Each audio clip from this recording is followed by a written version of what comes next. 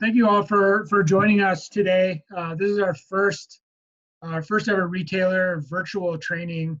I do a lot of in-person trainings, but this will be the first one that we've conducted for retailers over Zoom. So I'm excited to be here, and we have some pretty good things lined up for the future.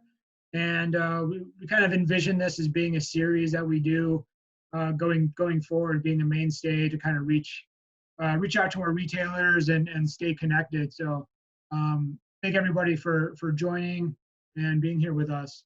Today we're going to go through some beers for summer. About half of them are seasonal beers for the summer, and then half are year-round mainstays that we think because of either the style or the packaging or marketing and media that those breweries are putting behind those brands will make sense for the summertime as well. So we're gonna go ahead and get started.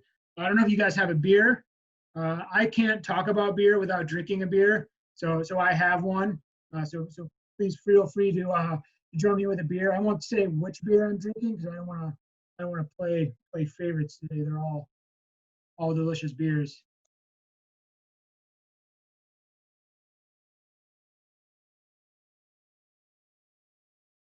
All right, so our first beer that we're going to get into today is Bell's Oberon.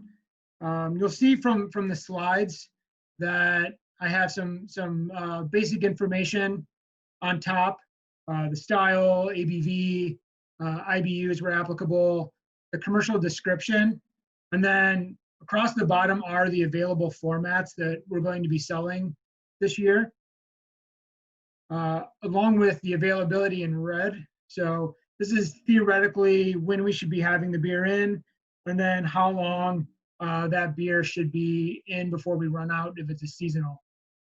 And then in the middle, I'm including some information that kind of goes beyond the typical sell sheet for some reasons, further reasons of why you would want to carry this brand. So let's get started. Bell's Oberon.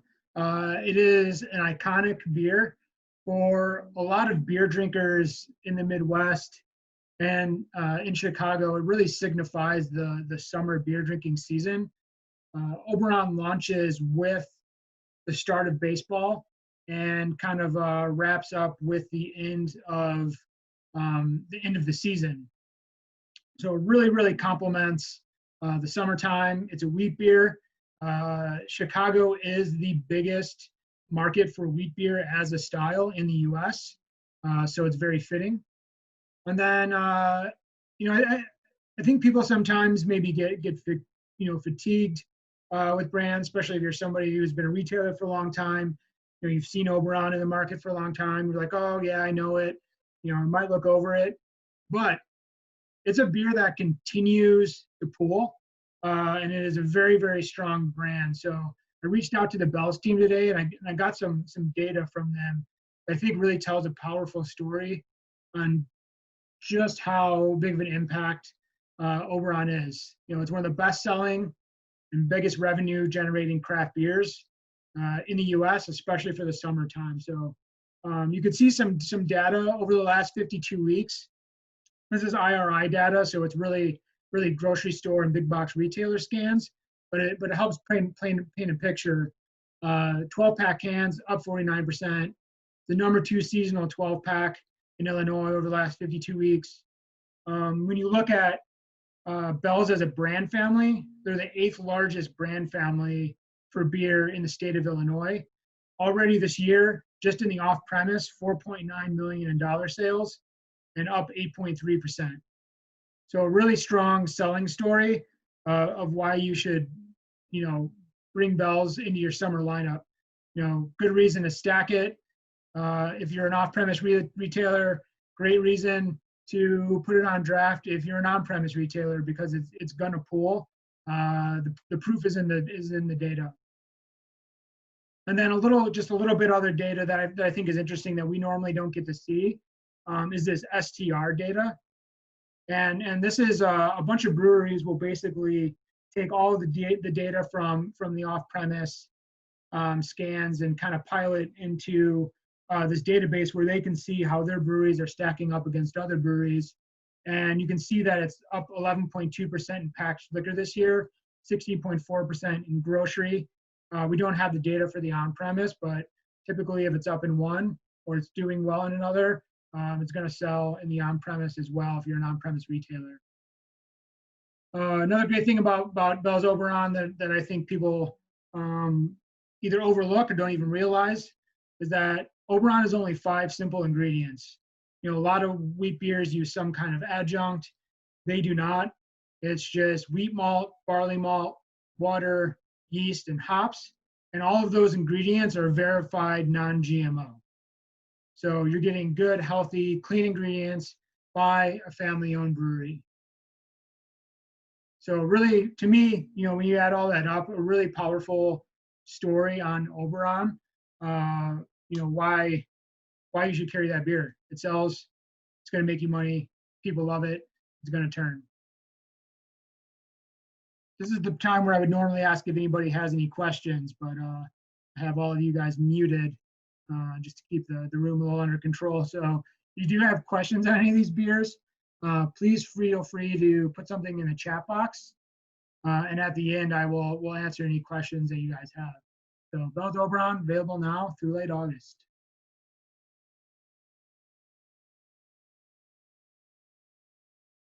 So our next beer is Goose Island Summertime. Summertime is in now, and we expect to have it until about early August, unless we run out a little bit quicker because you guys buy it all up. Sometimes the style is a Kolsch. I think that's one of the good selling points about Goose Island Summertime is that it is a unique style. There are some other Kolsches in the market, but there's not a lot. So it is unique. It stands out. It's a very easy drinking style. It's a style that you can, you know, easily sit down and drink, you know, 4 or 5 beers if you're out at the bar, no problem. Maybe 10 or 12 if you're a guy like me, at the right day in the summertime. But easy drinking, pull through. They've kind of come back to an old school recipe. You might recall that in the past few years, Goose Island has put out some different seasonals for the summer. They have gone back to that original summertime recipe that people love. They did that last year and it was with great results. We saw a really good sell-through on the brand, and it's you know, it's Chicago, it's hometown, so people know it, people love it, and there is going to be a lot of strong social media support behind the brand in Chicago. If you're on Instagram or Facebook, you might have already seen it. I'm a pretty active user on Instagram, especially during the shelter in place. And I've been getting a lot of ads from Goose Island for summertime and for solo.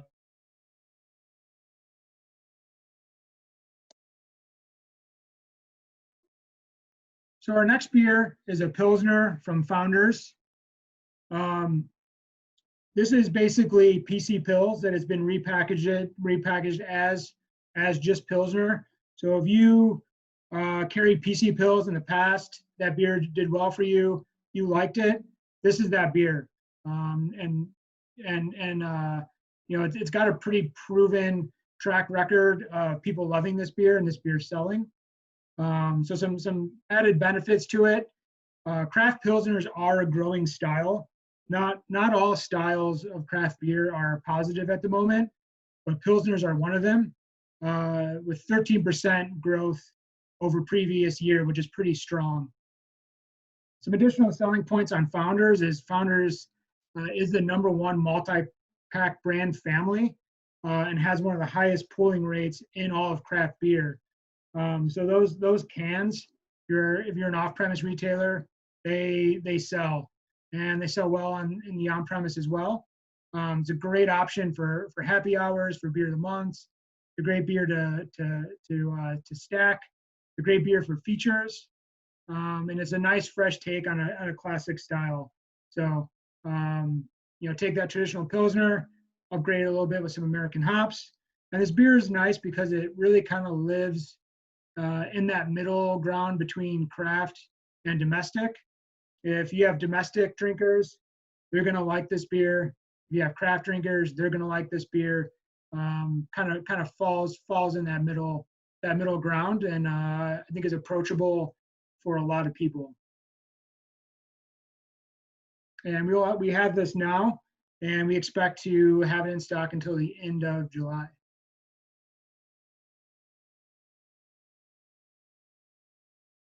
All right, so next up we have Stella Solstice.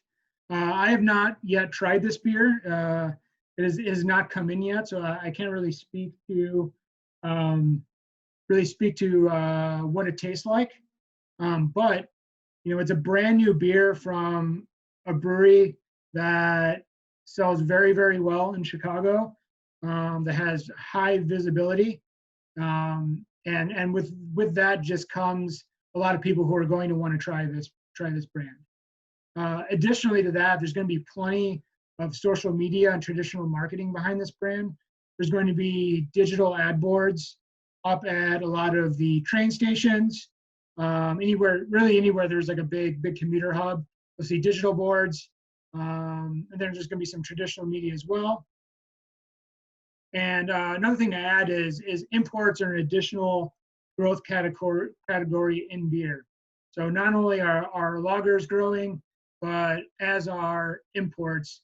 So you kind of get that double whammy with this, where you get growth of imports, growth of lagers from a highly visible, proven brand.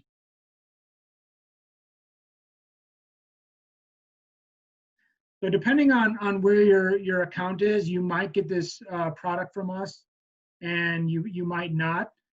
We distribute the Diageo portfolio on the south side of Chicago, and then kind of picking back up on the far west side and moving out through the western burbs. So if you're seeing this and you're like, hey, I get my Smirnoff from, you know, X Miller wholesaler, that means you don't get this product from us, so you should probably buy one of our seltzers instead.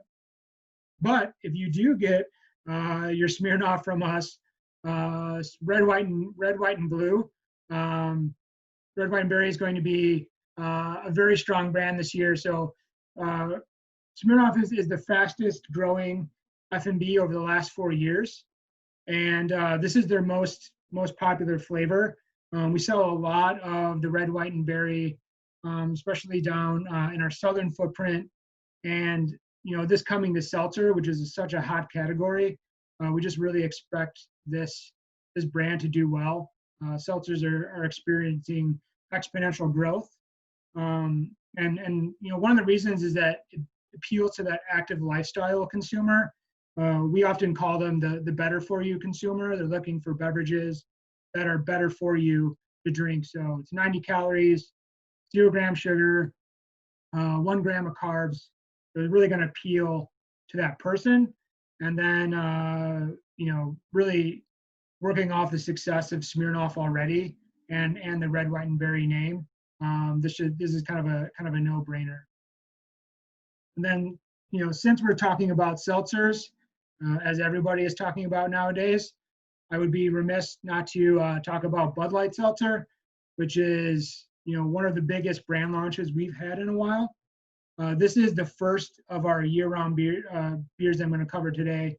You know, but with Bud Light Seltzer, and why you might pick Bud Light Seltzer over somebody else, is you're getting that global brand recognition from Bud Light, combined with the fastest growing category.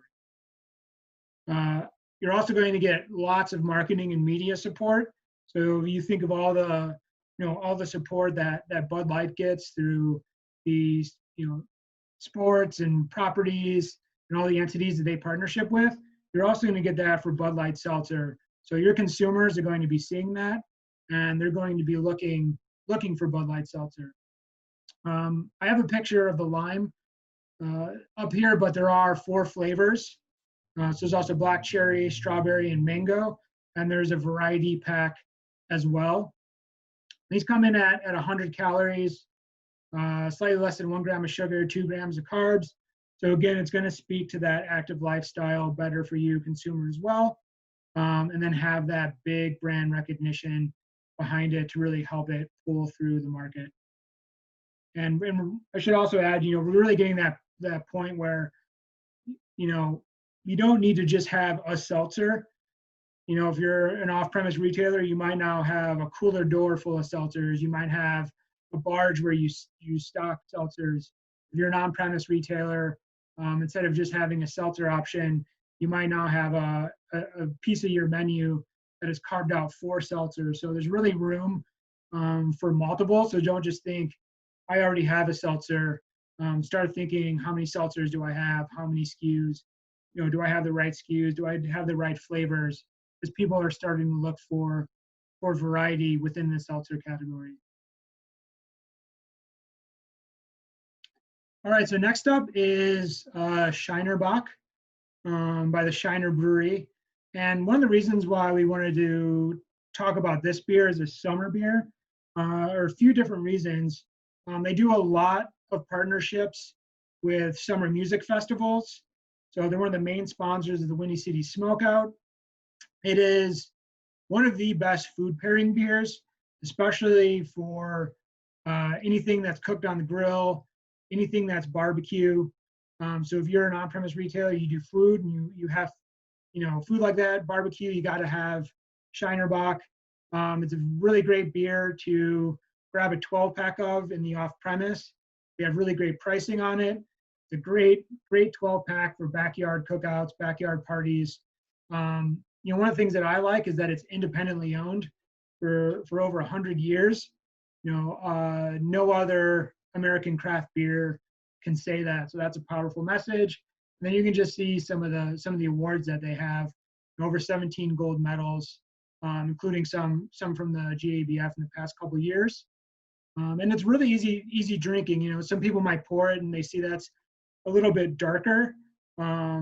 It's not a heavy beer. It is light. It's 4.4 ABV. It's light bodied, but you get some of those roasted malt flavors that just make it such a good backyard barbecue beer. So we normally see a lift on Shiner Bock in the summer. Anticipate that to happen again this year. So really great beer for you guys to consider for your summer menus.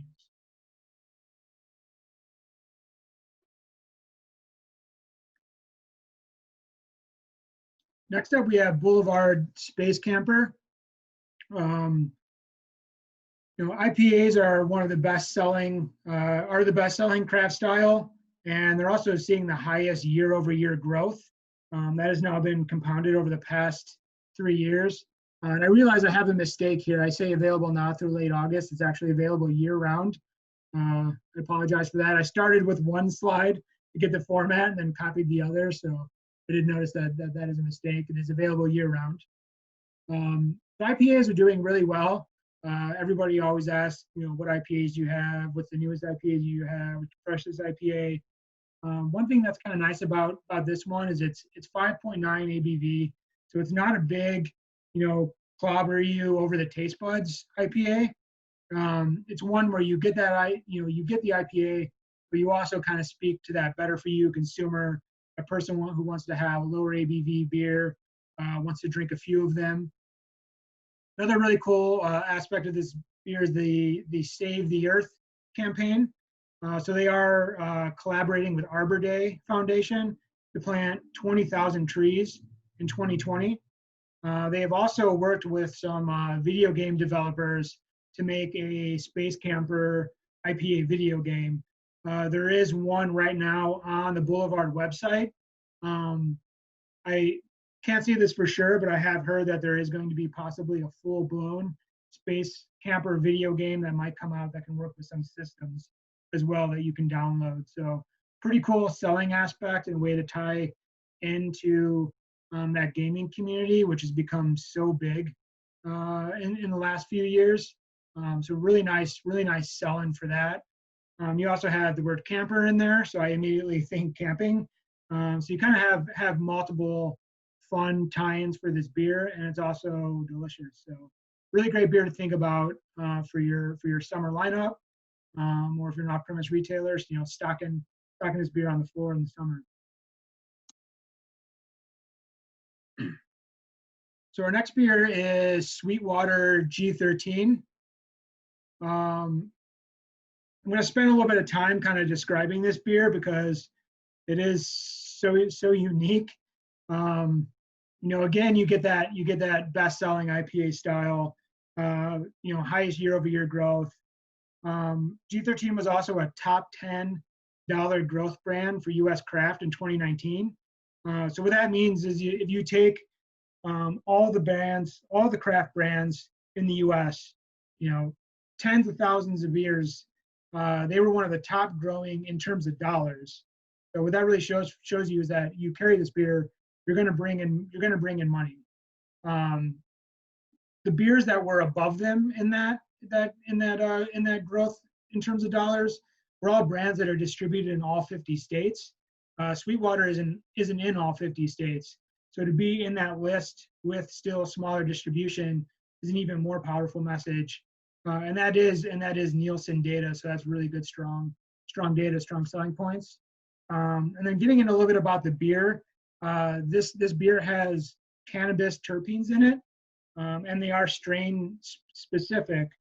So one of the compounds that is in cannabis is terpenes. Terpenes are also in hops. It's essentially a hydrocarbon, and it's what gives both cannabis and hops their aroma. But you can isolate just the terpenes without getting any of the THC, any of the CBD. You just get the aroma compounds. So they get those aroma compounds, and then they kind of merge them together with some natural hemp flavor, and they add that to the beer, and you get that cannabis aroma and flavor combined with the hops. So when you crack one of these open, it does smell like cannabis, which I think is a really great tie-in to cannabis's popularity. It gives a beer retailer an opportunity to benefit and capitalize on the popularity of cannabis in Illinois. And really great proven numbers. We did really well with this beer last year, and I think we'll see kind of a pop here in the summertime. So really great beer to consider.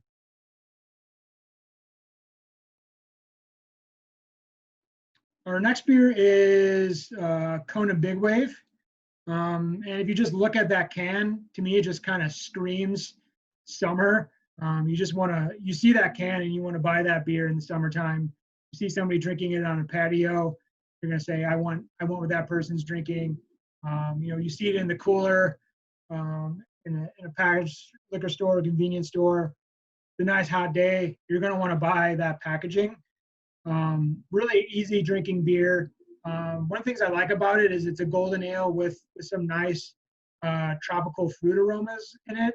It kind of separates it apart from a lot of the other golden ales that you see in the market. It has 4 consecutive years of double-digit growth. We could be very honest here. Beer is slowing down a little bit. Not all of your craft brands who have been around for a long time are posting double-digit growth anymore. But this beer is. So that's a great, powerful message.